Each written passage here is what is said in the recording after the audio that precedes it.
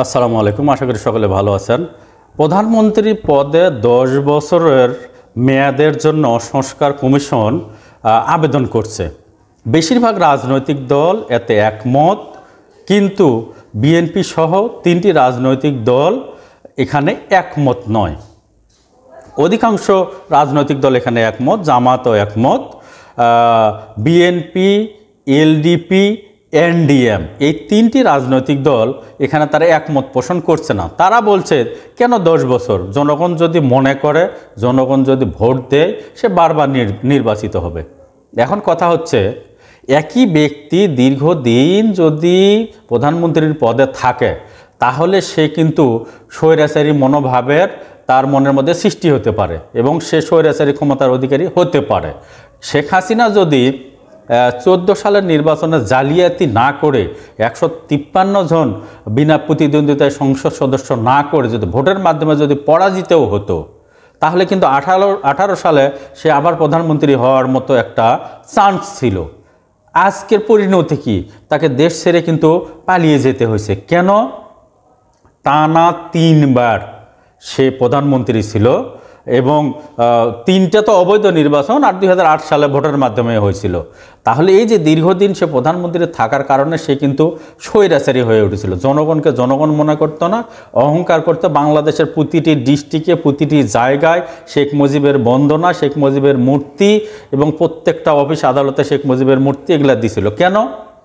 কারণ সে স্বৈরাচারী মনোভাব হয়েছিল।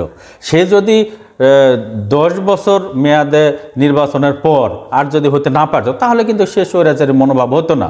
অতএব সংস্কার কমিশন যে প্রস্তাবটা দিয়েছেন ওনারা, এতে আমি একমত এবং এটা ভালো।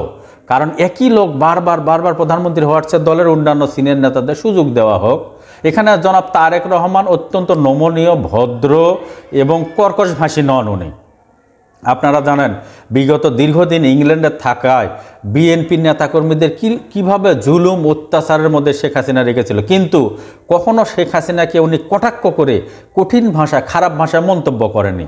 সে অত্যন্ত ভদ্রলোক। কিন্তু ঘটনা হচ্ছে, শুধু তারেক রহমানকে একজন ব্যক্তিকে ভদ্র দেখলে হবে না, এমনও কোনো ব্যক্তি পরবর্তীতে আসতে পারে সে স্বৈরাচারী মনোভাব হতে পারে।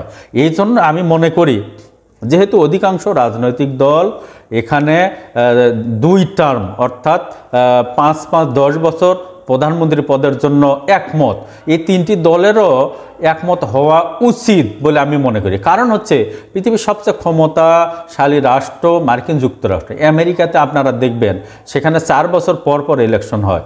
সেখানে কিন্তু একজন ব্যক্তি 2 বারের বেশি প্রেসিডেন্ট হতে পারেন না।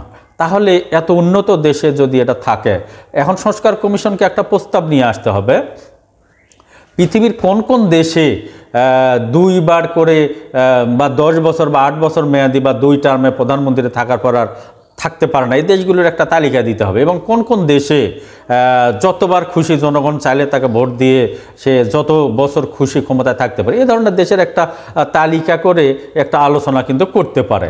আর বিএনপিকে বোঝাতে হবে যে জনগণ যদি চায়, বিএনপিকে যদি চায় সে 3 বার 4 বারও ক্ষমতায় থাকুক। তারেক রহমানের বদলে তো আরও ক্যান্ডিডেট আছে, তার স্ত্রী আছে ডাক্তার জুবাইদা রহমান, তার কন্যা আছে ব্যারিস্টার জাইমা রহমান, তাহলে হাল ধরতে পারে। অথবা অনেক সিনিয়র ব্যক্তি আছে, অথবা অন্যান্য যে দল পরবর্তীতে যদি আসে বা এনসিপি যদি নির্বাচনে আসে, ওই নাহিদ ইসলামকেই হতে হবে। আরও দলের অনেক নেতা কর্মী আছে, তারাও কিন্তু পদের জন্য আবেদন করতে পারে এবং যোগ্য হতে পারে। এই জন্য বিষয়টি নিয়ে বেশি বিতর্কে না গিয়ে আমার মনে হয় সংস্কার কমিশন যে প্রস্তাবটা দিয়েছে, প্রস্তাবে এই 3টি দলেরও একমত হওয়া উচিত। বিএনপি, এলডিপি আর এনডিএম একমত হওয়া উচিত। তারা সংস্কার করুক, ভালোর জন্য তো করতেছে। তারা চায়, সংস্কার কমিশন যেটা চায় সেটা হচ্ছে কোনো ব্যক্তি যেন স্বৈরাচারী না হয়, কোনো ব্যক্তি যেন বিরোধী যেন না হয় এবং জনগণের উপরে চড়াও হওয়ার মতো তার যেন ক্ষমতার অহংকারের সৃষ্টি না হয়। এই জন্য তারা চাচ্ছে। বিষয়টা তো খারাপ নয়। বিষয়টা নিয়ে বিএনপি, এলডিপি, এনডিএমকে আমি ভাবার জন্য বিনীত অনুরোধ করছি। পাশাপাশি নির্বাচন কমিশন হয়তো বা এমনও করতে পারে যে 10-এর জায়গাত সেখানে 15ও করতে পারে, যে 3 বারের বেশি সে প্রধানমন্ত্রী হবে, সেটা টানা না, জীবদ্দশায় 3 বারের বেশি হতে পারবে না। এ ধরনের একটা প্রস্তাব কিন্তু তারা নিয়ে আসতে পারে। ঠিক আছে দর্শক শ্রোতা, ভালো থাকবেন, সুস্থ থাকবেন। আসসালামু আলাইকুম।